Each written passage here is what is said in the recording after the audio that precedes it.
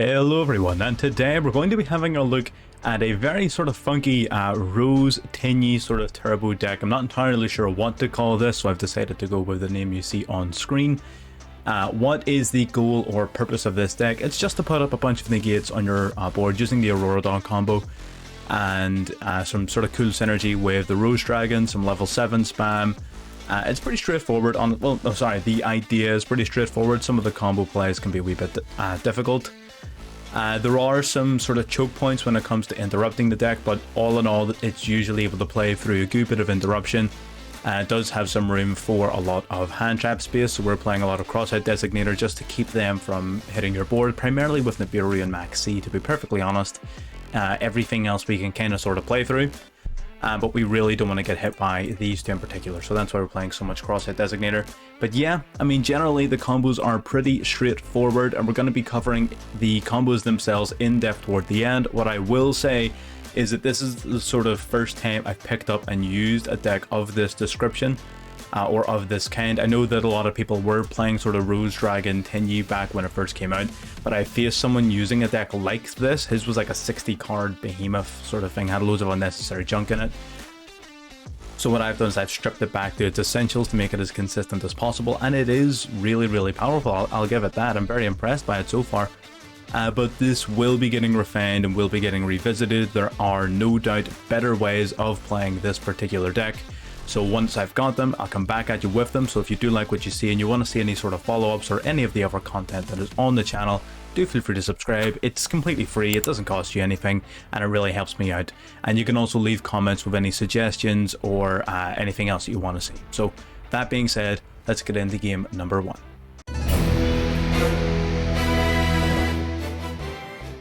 Alright, so game number 1 here is going to be a very short one, but I wanted to show this one off primarily because I don't like what my opponent's playing. So we're going to normal summon the Rose Dragon. The Ascended of Thunder is really cool. He can just special summon himself out at the cost of 3,000 life, and it's not even once per turn. He's actually a really cool card. I'm surprised we don't see him more often. Our opponent goes here for Max C. It's also an inherent special summon, so he didn't know we were going to summon it before hand, so he didn't use his Max C. We're going to negate the Max C here.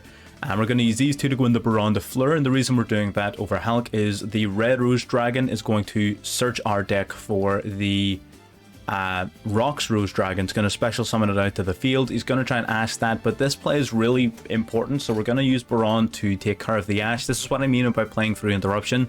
We summon the Rocks Rose Dragon, which will grab the Basil Rose Shoot from the deck. Basil Rose Shoot will resummon the Rocks Rose Dragon from the graveyard.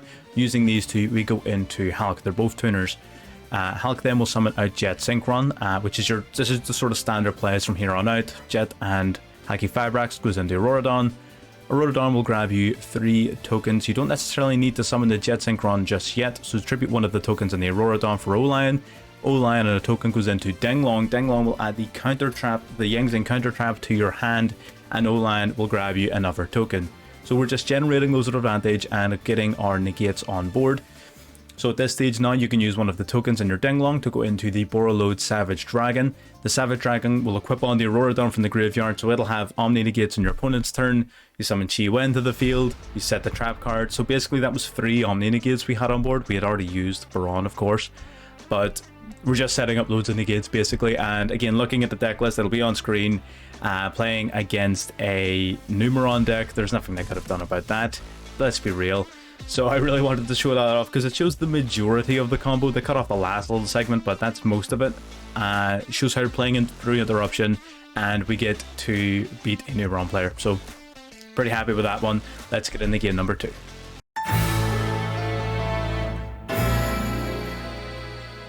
Alright, so getting in here to game number 2, we're going to normal summon our Rocks Rose Dragon. Unfortunately, we don't have the Red Rose Dragon this time. We'll special summon out the Ascended of Thunder. And we're going to go into Haki Fibrax. We probably should have went with Ashuna first, but it is what it is. We summon Jet Synchron out from the deck to grab our Auroradon. Auroradon will put 3 tokens on our board here. And we have the Basil Rose Shoot, and we also have the Jet Synchron, which you can both be played. We tribute 2 to go into the the O-Lion. O-Lion and a token will make your Denglong. Denglong will grab the Yang Zing counter trap, and O-Lion replaces the token it used. So this, again, fairly standard plays here with just the Auroradon combo. This is the pure Auroradon, basically. These two will then go into the Borreload Savage Dragon. Borreload Savage Dragon will equip on from the graveyard your Aurora Dawn to give it 3 tokens. That means 3 negates. And Denglong is going to summon out the Chi Wen to the field, which basically gives you a target for destruction off the counter trap. Now we're going to resummon our Rox Rose Dragon to the field and special summon out the second Ascended to go into Baron de Fleur. So we effectively on this board have 3 Omni Negates. So pretty good. We're looking quite solid here. So our opponent's going to go for Maxi here off the bat. I don't know what they were playing at. Maybe they were trying to bait a negate or something like that. He's going to go for the Pot of Desire, so I'm going to activate the 9 pillars here to stop that. And in my experience, it's better to use the 9 pillars earlier, because some people will just normal summon and swing into the Chi Wen, which you don't want. He's going to go for Call by the Grave to banish the Chi Wen. I do believe he was just trying to bait out our negates. We're not going to waste them on stuff that doesn't impact the game state. He realizes that, playing Virtual Word, 2 cards left in hand. We had 2 negates on field, Omni negates, so he had nothing. He couldn't have played the game. So yeah, that's basically, it just shows the consistency of the deck. Like, that's fairly common, fairly consistent. The Aurora Dawn play, you can basically do every single game. And then on occasion, so the Aurora Dawn play by itself will give you 2 Omni negates, it will give you the 9 pillars, and it will give you the Borreload Savage Dragon guaranteed every single time. And then on top of that, if you have a little bit of extension available to you, you can almost always go into the Baron de Fleur on top of your Aurora Dawn plays. So it means you're pretty much always ending your turns on at least 3 Omni negates, which is crazy. Far better than pures like Sword Souls or anything like that, for example. And the deck, it's not as if it doesn't have room for hand traps or protection. It absolutely does. I think we're playing like 11 hand traps or something like that. It's crazy. So yeah, again, very simple duel, shows the consistency and the power of it. Let's then get into maybe game number 3 that wasn't quite as straightforward.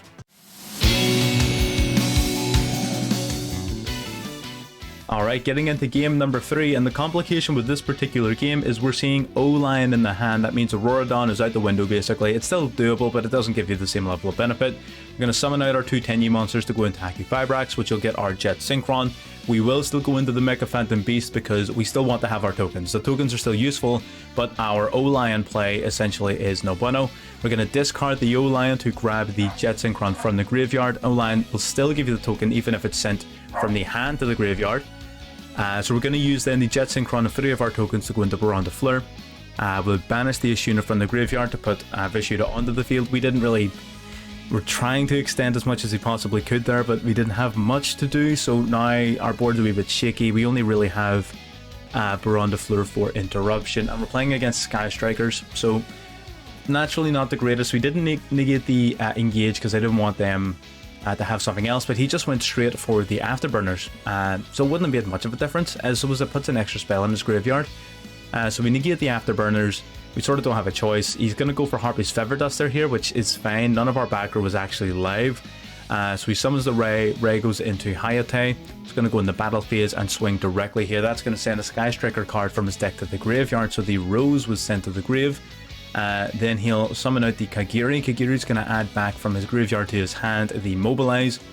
Mobilize is basically going to search for another card. He's going to go for Sky Striker Airspace here to target the face down card, check the top 3 of his deck for a Sky Striker card. He will add the drones and send the card that was face down to the graveyard. Engage is going to grab one of the limited to 2 claws, basically, I forget its name, Widow Anchors. Then he's going to go into Sky Striker Zeke. So Zeke is basically here to remove Baron de Fleur off the field for 2 turns basically. Shizuku then will at the end of the turn add another Sky Striker card to hand, and he has the Kaiser Colosseum. So this card's a big problem. So long as he controls at least 1 monster, I can't control more monsters than him. So we're going to need to use the Aurora Dawn right off the bat, tribute itself to pop that Kaiser Colosseum. He's going to go for Widow Anchor here to take our Vishuda. I think maybe he believes we need it for follow-up. But we're going to pop the Kaiser Colosseum here. We're going to normal summon out the Taya. We'll banish the Ishuna from hand to grab the Adhara from deck. Then Taya and Adhara will summon out Denglong, and Taya will send an additional monster to the graveyard. So we've sort of burned through a good bit of our opponent's interruption here, removed their big floodgate. We're going to add Chiwen to hand, not that it actually does anything. So we're going to use the ever effective Denglong here to send a Vishuda from deck to graveyard to change Denglong's level to that monster's level. So we send Vishuda, banish it from grave to return banish it hard, add back the Ashuna. Then we're going to summon out the Tenyi. Tenyi is a very, very powerful card in this particular matchup. We're going to swing into the Ray and take it out. And then at the end of the turn, we get both our Baron de Fleur and our Vishuda back onto our field. So we're looking pretty good. He's going to go for Mobilize. We don't want that to happen. Or sorry, multi-roll. We're going to negate the multi-roll, because if we don't negate that, we won't be able to respond to his spells for the rest of the turn. Now, Airspace is going to, again, check the top 3 of the deck. He actually has an Engage in the top 3 of his deck, which is incredibly lucky for our opponent. Going to go for Engage to search for any of his spell cards. He grabs Afterburners and is allowed to draw 1 additional card as well. Afterburners, he's going to take out our Baron de Fleur, which is fine. It's not the end of the world. We already used its negate. He's going to go into Kaina to... I'm not sure what exactly... I think that stops my Sovereign from attacking. Swings him a Hayate. Hayate will send another Ray to the graveyard, so he's just filling up his grave. He's got a lot of advantage going on. For the situation he's in, this has been super back and forth, so not one person has been running away with this, which is always fun to see. We're going to draw for turn. We're going to link summon using our Vishuda into Monk of the Tenyi. Our opponent knows exactly what that means. We're going to get bouncing with the Vishuda. We're going to get summoning off of the Ashuna. Sorry, as soon as we banish for the Vishuda, we return one of his cards back to hand. That also triggers Tenyi to banish from the field his Shizuku as well as one of the Rays from his graveyard. He knows that it's game over essentially, so he just scoops it up. So yeah, incredibly good duel, honestly, very good back and forth. We opened with a bit of an unfortunate hand, with the O-Lion being in hand really slows the deck down. Again, it's not impossible to play through. The Jet Synchron really helps facilitate that. But again, very good match, very good back and forth. Let's get into game number 4. Alright, getting into game number 4 then. Again, more of a Sword Soul-esque looking hand here. We go to activate our Vishuda. Now, we notice a delay of our opponent here, so we wanted to beat out what I assume to be a Gamma. And yes, indeed, it is in fact a Gamma. We really had a decision to weigh up here, so we could have used Long Wand to go into a Baron de Fleur, which would have been neat. But to do so, we would have needed to negate with the Ash Blossom. And Ash Blossom doesn't destroy, so he would simply have been able to Gamma again later in turn. So we basically would have drew our whole turn to a close.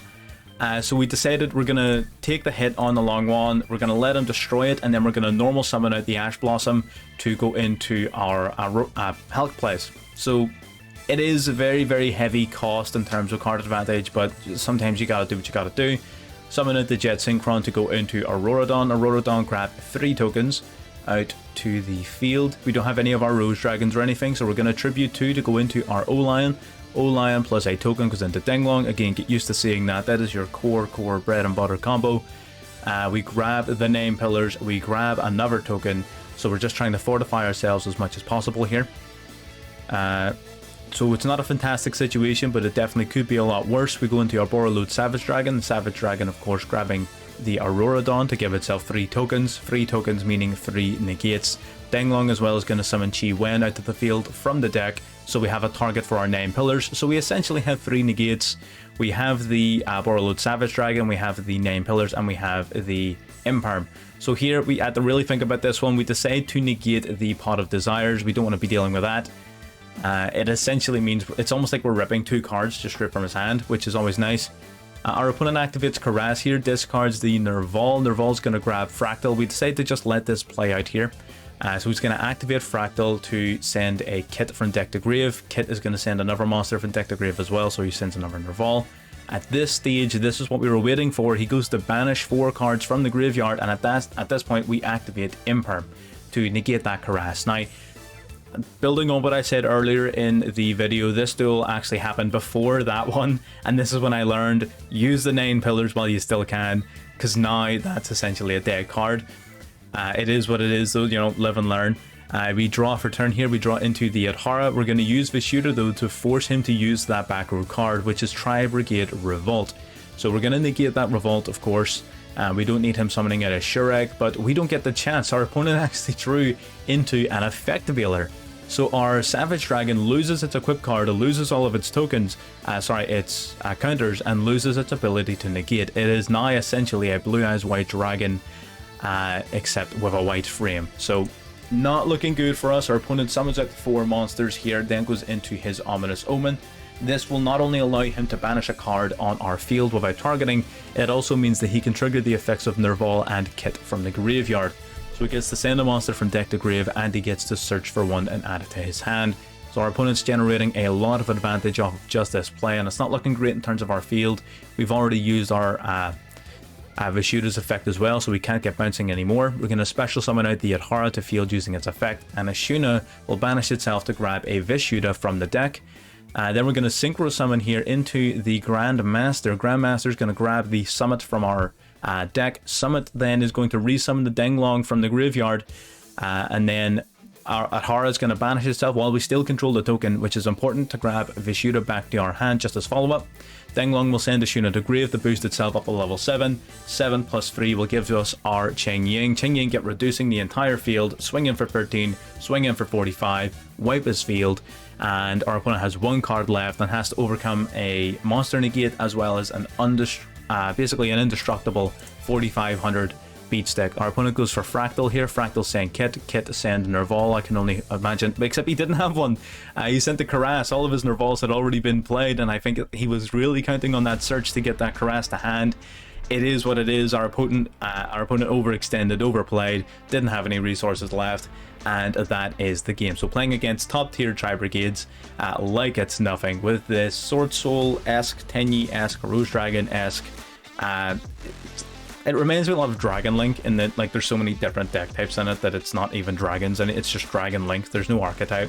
But yeah, I'll talk about that a little bit more in the deck profile. But the focus here again, all four duels started with the same combo, but ended in a different way. So it is a very fun deck. I will be experimenting with it more. So let's get into the the deck profile, and we'll talk a little bit more about the way it's currently constructed. So on to the deck profile. Alright, so coming back to the deck profile then at the end here, this pile of cards that we will refer to as a deck. As you've seen, pretty much the entire deck is built around put 2 monsters on board, including at least 1 tuner, and go nuts from there. So the main combo is you summon 2 of your monsters out, they will go into Hulk, Hulk will grab Jet Synchron, those 2 will go into your Auroradon. Auroradon will grab 3 tokens, tribute Auroradon on the token for your O-Lion. O-Lion and a Denglong, O-Lion and a token will go into Denglong. Denglong grab your 9 pillars, O-Lion grab another token. Then your Denglong will combine with a token to go into Borreload, which will have your 3 negates. Your Denglong will then summon Chi Wen out to the field, and you have your 9 pillars. So that combo by itself is the sort of bread and butter. It puts 2 Omni negates on your board, and it also leaves you with, I believe, 1 or 2 tokens left over to play with. So all of that, assuming you can do that without even using your normal summon, you have a whole bunch of things you can do to extend out on top of that. Under normal circumstances, you're almost always going to be able to go into a Baron de Fleur as well, simply from the amount of level 3 and level 7 spam you have in the deck. So in terms of level 7s, we've got Ashuna and Vishuda, special summon themselves out if you control no effect monsters.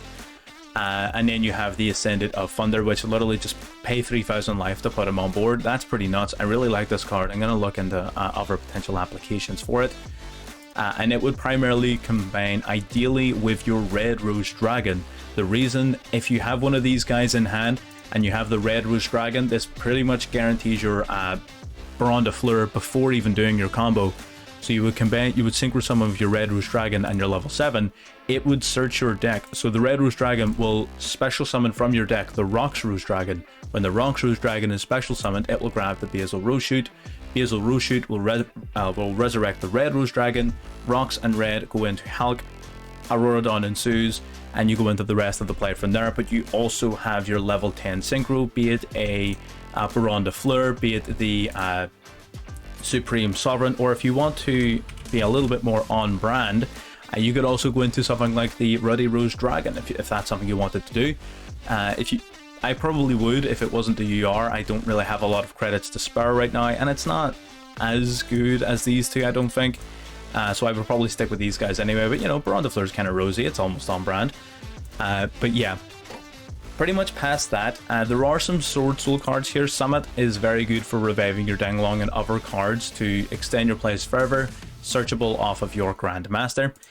you don't need to play it, but it's pretty cool. There's also really cool play facilitates where you can use it, banish it from the graveyard to basically boost up the level of your Yazi to 8, and then combine Yazi and Qi Wen, which is gives you level 9, so you can summon out your Shao Feng. But because you used Yazi and Qi Wen, so that's a dark and a light, your opponent then is locked out of dark monsters and light monsters, so that's pretty cool.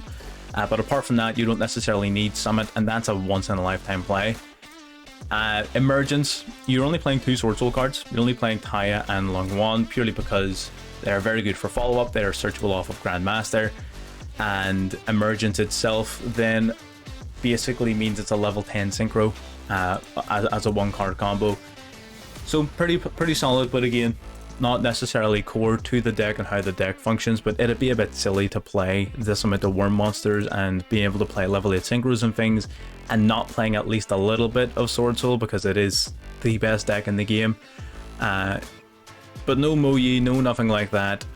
Is the deck more degenerate than Sword Souls? I would probably say so. Yeah.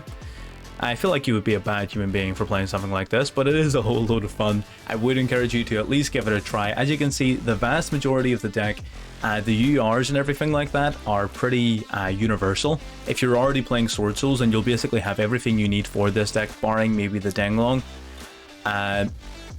And all of the URs you'll pick up for this are URs that you will play elsewhere. Like you'll play Borreload Savage Dragon elsewhere, you'll play Baron de Fleur elsewhere, you'll play Qingying elsewhere, the Aurora Dawn and Calc you'll play elsewhere. In the main deck, the only URs are all hand traps, so you don't even need them necessarily.